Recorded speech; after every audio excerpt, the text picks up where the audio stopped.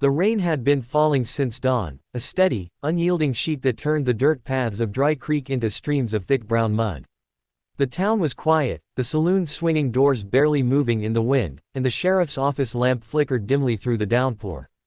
But out on the edge of town, in a weather-beaten farmhouse surrounded by fields gone fallow, a woman stirred a pot on the stove, steam rising into the rafters like whispers of ghosts. Her name was Clara Mayfield, and her life had been quiet for 3 long years since her husband's sudden death. She had accepted the silence, the ache of loneliness, and the steady rhythm of cooking, cleaning, and praying that the past would never return. That night, the past did return, wearing boots heavy with mud, and a hat dripping with rain. The door creaked open without a knock. She turned, her hand gripping the wooden spoon like a weapon. A man stepped inside, his broad shoulders darkened by the wet of his poncho, his hat shadowing his face until he closed the door behind him. The storm swallowed its slam. "Even in, ma'am," he said, his voice low, measured. Her pulse quickened. The voice, steady but familiar. She hadn't heard it in years, but it cut through her like a blade. "You," Clara whispered. The man removed his hat, revealing sharp blue eyes and a jaw lined with days of dust and stubble. He looked worn, older than when she'd last seen him, but unmistakably him. "Clara," he said, and for a moment his tone softened, almost like regret. "Don't be startled. I only came to talk." Her hand tightened on the spoon. "Talk? After all these years?" He nodded, glancing toward the pot where the stew bubbled. "Smells good. Reminds me of your kitchen in town. Back when you used to serve the boys passing through. Back when my husband was still alive," she snapped. Silence fell. Only the bubbling of the pot filled the room, thick and slow. The cowboy set his hat on the table, his eyes never leaving hers. "I reckon you deserve the truth about that." Her stomach twisted. "The truth?" He stepped closer, boots thudding softly against the wooden floor. "Clara, your husband's death wasn't no accident. And I ain't just passin' through tonight. I came here because I can't run from it no more." The spoon slipped from her fingers, clattering against the side of the pot. "You best sit," he said quietly, "'cause what I got to tell you might break you, or it might save you. Maybe both." Clara stumbled back, gripping the counter for balance. The room felt suddenly smaller, the shadows deeper. You killed him." The cowboy's jaw clenched. "No, but I was there. And I know who did." Her breath hitched. She had lived 3 years believing her husband, Samuel Mayfield, had been thrown from his horse after a storm startled it on the ridge. The sheriff had brought her his body, broken neck, lifeless eyes. No suspicion, no questions asked. "You're lying," she hissed. "I wish I was," he muttered. He looked at the fire, as though searching its glow for courage. "Samuel didn't die from no horse. He was shot, ambushed. And the man who pulled that trigger was your own brother."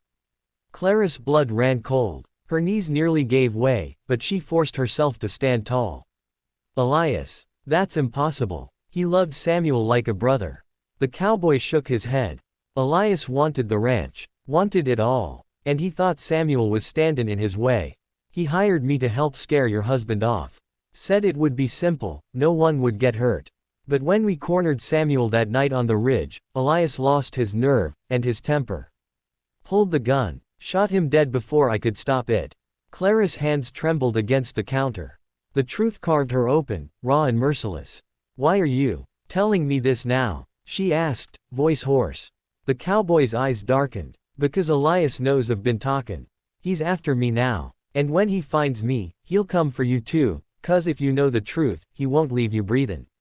Lightning split the night outside, and for an instant the whole room lit up like day. Clara saw the strain on the cowboy's face, the weight of years carrying a secret too heavy to bear. She wanted to scream. She wanted to collapse. But more than that, she wanted vengeance. "You should have told me the night it happened," she said, her voice cold as steel. "I should have," he admitted. "But I was a coward. Tonight, I aim to make it right." Before she could answer, a distant sound echoed through the storm, the thundering of hooves. Clara froze. The cowboy's hand dropped to the revolver at his hip. "He's here," the cowboy said, his tone grim.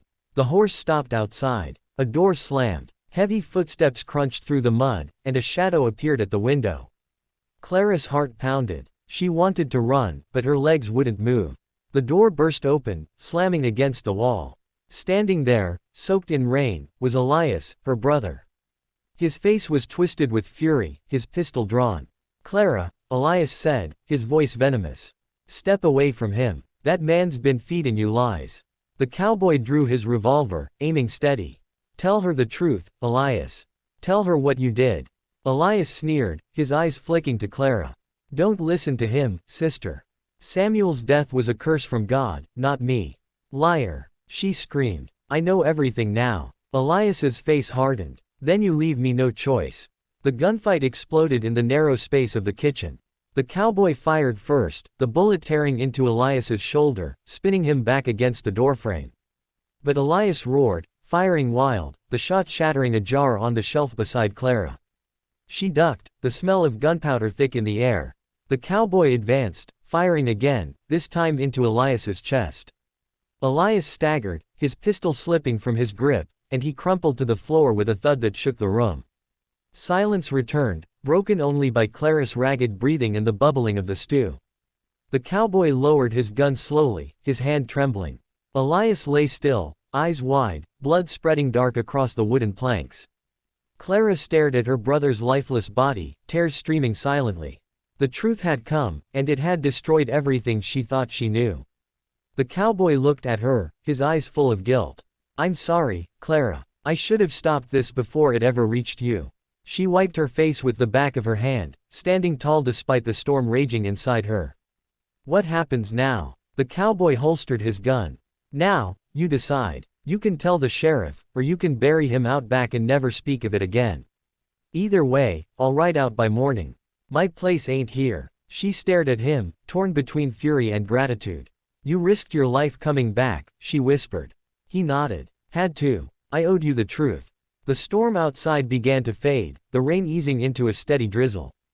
Clara looked at the pot on the stove, the stew still simmering as if nothing had happened.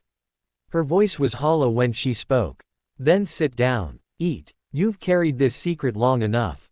Tonight, it dies with Elias." The cowboy hesitated, then pulled a chair to the table, his eyes never leaving her. He looked like a man both relieved and condemned, a man who had unburdened himself only to find the weight still heavy. Clara turned back to the stove, lifting the spoon with steady hands. Her brother lay dead on the floor, and the cowboy sat waiting, but she moved with quiet resolve.